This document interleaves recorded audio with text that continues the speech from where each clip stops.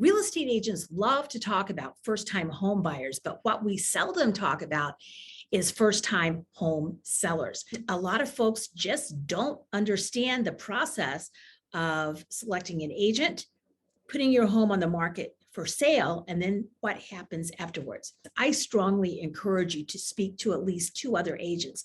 Why is that? I want you to see what the other agents are offering, what they're telling you, how they are presenting themselves, and also how low the commissions are that they are going to be offering you. Keep in mind that who you work with matters. You need somebody who is strong, who can bring buyers to the table, and who can negotiate the highest possible price. So let's say that you've spoken to 2 or 3 different agents, you've spoken to me, and you've chosen me. What happens next? We meet and we sign a listing agreement, and this gives me permission to put your home on the MLS and ultimately sell your home. So I go over that agreement. I want you to understand every nuance of that contract. There are a lot of agents that'll just docu-sign it to you. I don't do that. There's a lot of nuances that you want to be aware of. And if an agent tries that with you, I'd be questioning that agent. Again, who you work with matters. So once you sign your contract, we will talk about the listing price and how soon you want to get your home sold. We are still in a seller's market, by the way. That might not be the case in another 30 or 60 days. We really don't know at this point. So you and I will strategize on price. We're going to take a look at the market. We're going to take a look at comps, comparable properties that have sold not in the last 30, 60, or 90 days, like most agents will bring you, but properties that have sold in the last 7 to 10 days, because that is your real market, and that's going to give you a better idea of your real value. I'm going to hire a professional photographer that I pay for to come out and take exquisite photos, professional photos of your home. I am going to schedule inspectors for pest and home and roof, because once we get an offer, we don't want to wait another 7, 10, 15 days for inspection contingencies. This ensures a faster close for you and more of a seamless close for you. So let's get all those done in advance so there is absolutely no surprise. Once that happens, we put your home on the MLS and agents start coming in to view your home with their clients.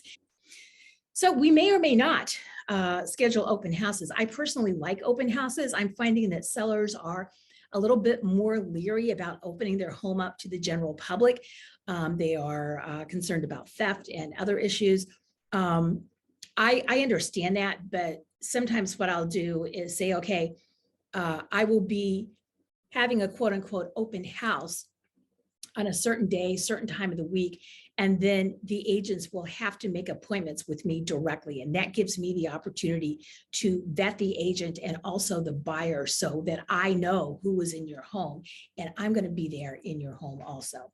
So usually after a period of about 7 to 10 days, and a lot of my homes sell in 3 or 4, we start getting offers. And then, by the way, if I only bring one offer to you for signature, I have not done my job. If I've done my home right, we're going to have multiple offers for your home. So what I do from there, I give you a net sheet. So I show you what every buyer is asking for, and I'm going to show you how much you will net at the end of the day. And you get to choose who you want your buyer to be. Now, we negotiate everything. If by some chance I only have one offer, which never happens, but let's just say that were the case, we're going to negotiate any offer anyway. Why is that? Because it's best for you. I just put an offer in a home for me personally. And I sent the offer and the agent says, great, I'll present it to the seller. There was no negotiation in any way, shape, or form. That agent is not doing their seller justice. And by the way, I hope she doesn't see this. Again, who you work with matters. So we get everything we need to the buyer, and the buyer does their due diligence about getting their final approval for their loan. And by the way, before we even accept the offer, I want to know that that buyer has the proof of funds for down payment. I also want a pre-approval, preferably totally underwritten from the lender. I just don't want a lender saying, yeah, Jack Splat is approved for $1 million. Well, if they haven't checked credit or anything else, that's not even worth the paper it's printed on. So then from there, we close escrow. And my goal is to make that as seamless and as smooth for you as possible. Are you selling, but you have not found your home, your next home, or have you already found your home, but it's going to be another 30 days before you can move in?